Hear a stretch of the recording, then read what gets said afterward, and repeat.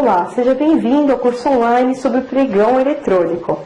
Vamos iniciar com alguns conceitos introdutórios sobre o tema antes de entrar no pregão eletrônico propriamente dito. Bem, primeiramente, o que é a licitação? O pregão deve ser utilizado na forma eletrônica, salvo nos casos de comprovada inviabilidade a ser justificada pela autoridade competente. Observe, então, que, conforme o Regulamento Federal, o Decreto 5450, o pregão tornou-se modalidade de aplicação obrigatória. Então, lá na fase interna do certame, quando o órgão verificar que o objeto a ser contratado é um objeto comum, ele terá que, obrigatoriamente, adotar o pregão. Primeiramente, terá que adotar o pregão eletrônico. Apenas no caso de existir nos autos do processo uma justificativa técnica, admitindo que é inviável a adoção do pregão eletrônico para aquele certame, aí sim o órgão partiria para a adoção do pregão presencial. Então, observe que os órgãos federais, os órgãos que estão sujeitos ao Decreto 5450, eles têm que observar essa formatação. Além disso, é possível que o pregoeiro ele receba uma gratificação pela sua atuação como pregoeiro. É o que nós chamamos de jeton. O jeton é uma gratificação paga ao pregoeiro que efetivamente tenha a função, que efetivamente opere os pregões na sua entidade, no seu órgão administrativo, em vista de toda a responsabilidade que o pregoeiro tem. Nós vamos dizer que a responsabilidade do pregoeiro é uma responsabilidade um pouco pesada. Não é que nem acontece lá na comissão de licitação pela Lei 8666. Aqui o pregoeiro ele assume maior responsabilidade. Mas, para que o pregoeiro possa receber essa gratificação, é essencial que exista uma legislação, um decreto, um regulamento no ente que irá efetivamente fazer esse pagamento dessa gratificação ao pregoeiro. E ainda, nós trazemos aí para vocês, para conhecimento, a decisão do Tribunal de Contas da União plenarial, número 664 de 2001, que determina que nos processos licitatórios é vedado adotar preferência de marca, a menos que seja demonstrado tecnicamente de forma circunstanciada que somente uma atende às necessidades específicas da administração. Bem, então, o próprio Tribunal de Contas da União técnica justificada de uma forma muito clara os autos do processo ou um processo de patronização, então, que realmente comprove que só aquela marca atende à necessidade da administração. Caso contrário, será proibida, então, a indicação de marca sob pena até de nulidade desse procedimento licitatório. Não são só apenas esses dois portais que são utilizados para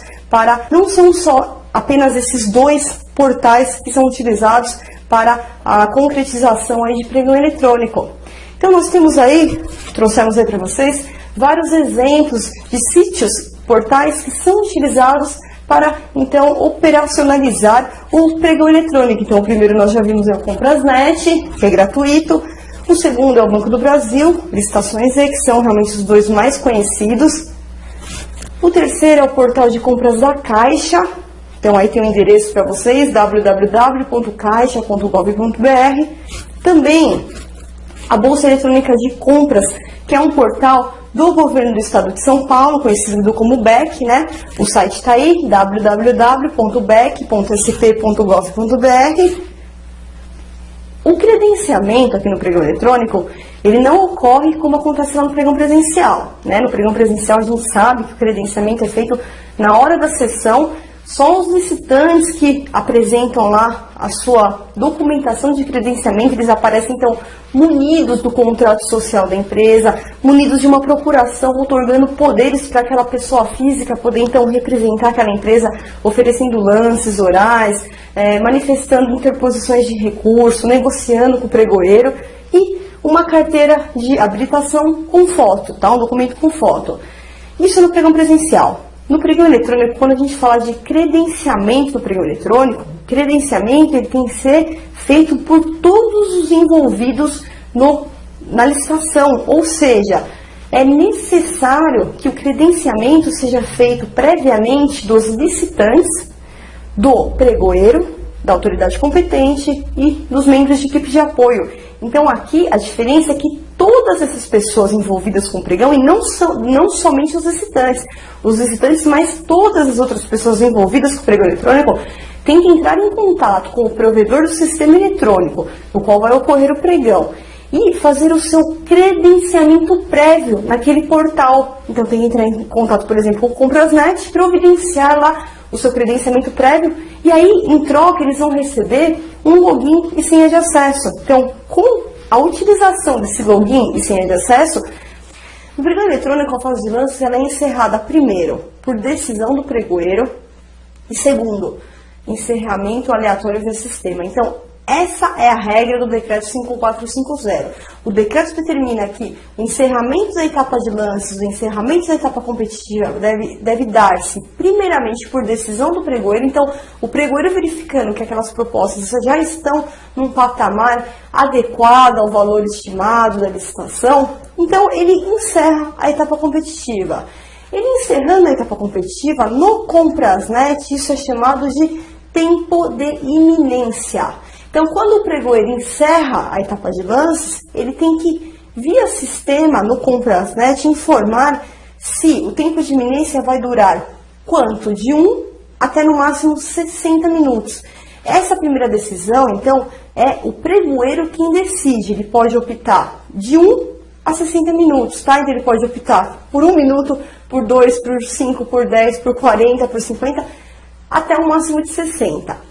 Nesse momento no Comprasnet aparece lá que os lances estão em aviso em tempo de iminência e ainda é possível que os fornecedores encaminhem os seus lances nessa etapa. Então, fornecedores, quando houver lá o aviso no Comprasnet de tempo de iminência, vocês podem continuar sim encaminhando seus lances. E o sistema ele informa até qual horário vai estar em tempo de iminência. Então, vamos supor que o licitante, o pregoeiro lá escolhe como tempo de iminência 40 minutos, o sistema ele vai mandar uma informação, olha, até tal hora, tal minuto, tal segundo, estará em tempo de iminência. Então o fornecedor sabe que durante aqueles 40 minutos, ele pode continuar mandando seus lances de forma tranquila. Terminou o tempo de iminência, então vamos supor que o pregoeiro escolheu lá 40 minutos. Terminou esse tempo de iminência, vai para o encerramento aleatório, e aí é sem interferência humana, como empatadas fictamente com a empresa A, que é a que ofereceu o menor valor. Então, terminou a etapa de lances exatamente com essa colocação, do jeito que está aí, o sistema ele vai verificar que a empresa C e a empresa D são ME e EPP, respectivamente, estão empatadas fictamente porque estão dentro do patamar de até 5% superior ao menor preço, vencedor até o momento. Então, a empresa C, seguindo aí a ordem de classificação, ela será convocada pelo sistema. O sistema manda uma mensagem, olha, empresa C, você tem aí o prazo de 5 minutos para cobrir o menor lance, tá? O lance aí do primeiro colocado. Se no prazo de 5 minutos a empresa C oferecer aí nesse exemplo um lance de R$ 99,99, então observe, pessoal, que aqui a diminuição é de 1 centavo somente se a empresa quiser, tá? Não há que se falar em estabelecer aqui um limite mínimo de diminuição, porque aqui é o benefício de empate e desempate ficto e a legislação não permitiu aí uma diminuição no que tange a valoração. Então, nesse exemplo do desempate ficto, tá? Se a empresa, a micro, a ME ou a EPP diminuir 1 centavo que seja cobrindo o primeiro colocado, ela já vai seguir para as próximas fases tomando um lugar como primeira colocada. O Comprasnet, via sistema, ele permite de 20 minutos a 72 horas, tá? Então a gente tem que observar qual foi o prazo do edital e habilitar exatamente para o prazo previsto no edital. E informar os licitantes qual é o prazo que eles têm de acordo com a regra no edital. O Banco do Brasil, ele tem uma diferenciação que, uma vez que é selecionado o vencedor daquele certame, quando a gente altera lá a situação do arrematado para declarado vencedor, ele automaticamente abre a etapa recursal, só que no sistema do Banco do Brasil ele fica aberto por 24 horas corridas. O que isso significa? Aí o pregoeiro precisa via chat informar os fornecedores, olha, vocês terão, de acordo com o edital, 30 minutos. Se essa alteração for, por exemplo, a administração de ofício, ela verifica que aquele edital tem uma cláusula restritiva, tem uma cláusula de nulidade, ou ainda surgiu uma impugnação àquele edital e realmente o pregoeiro verificou que existe uma cláusula abusiva que tem que ser retirada do edital. Qualquer alteração que implique modificação de documento e proposta de licitante, então nós temos que republicar esse aviso reabrindo o prazo de 8 dias úteis. Mas, por outro lado, se o motivo desse adiamento, tá, nós descobrimos então que na data, quarta-feira que vem, que está marcada a sessão do pregão eletrônico, vai ter uma greve aqui no nosso órgão, no órgão que é o promotor do certame, e não será possível o início da sessão na data e horário marcado. O que tem que ser feito nesse caso? Bom, nesse caso, a sessão ela terá que ser adiada também. E como o adiamento está sendo feito antes da data marcada para a abertura da proposta, obrigatoriamente eu vou ter que republicar o aviso da licitação pelos mesmos meses que se deu a publicação do original. Olá, seja muito bem-vindo então à nossa última aula do curso à distância sobre pregão eletrônico. Essa aula é aula prática, né? Nós vamos demonstrar aqui todas as telas dos principais sistemas utilizados no Brasil. Então, nós vamos iniciar pelo sistema do Comprasnet, vamos mostrar a tela, o passo a passo das telas do órgão comprador, do pregoeiro, né, e da autoridade competente. E depois nós vamos verificar as telas do fornecedor, dos licitantes que participam daquele certame público. E, posteriormente, finalizada as telas do Comprasnet, nós iremos então para as telas do sistema do Banco do Brasil, o Licitações E. Também passaremos por todas as telas do pregoeiro e depois o passo a passo das telas dos licitantes, dos fornecedores. Feito então o exame de conformidade das propostas, todas as propostas encaminhadas para o sistema, o pregoeiro vai clicar em confirmar início de lances para o item. Então, o sistema novamente exige, né, uma confirmação, você tem certeza que deseja abrir o item para lance, e o pregoeiro vai abrir então item por item para a etapa de lances.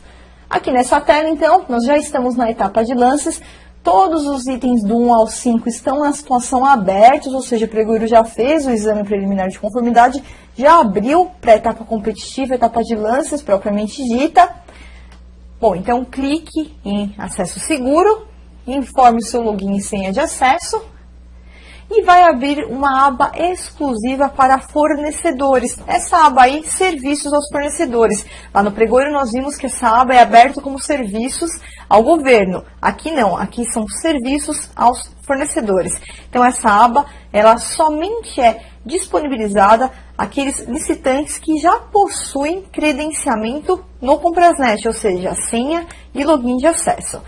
E nós vamos clicar em excluir, tá? Excluir então para nos retirarmos desse item 1, para a gente não participar desse item 1 ou simplesmente deletar essa proposta e encaminhar uma nova. Clique em excluir, o sistema pede a confirmação se você tem certeza que deseja excluir a proposta. E olha lá, então, a proposta para o item 1 ela continua em branco. Então, agora, se a gente deixar exatamente do jeito que está, nós só vamos participar do item 3, porque o item 3 é o único que está com a proposta devidamente preenchida. Para o item 1 e para o item 2, nós não vamos participar.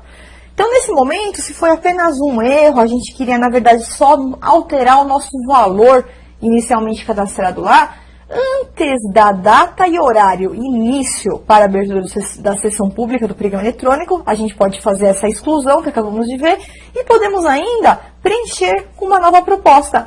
Ele só pode ser homologado após aquela publicação da ata pelo pregoeiro. Então, o pregoeiro ele tem que obrigatoriamente fazer a publicação da ata que nós acabamos de ver. Somente após isso que a autoridade competente consegue homologar esse procedimento.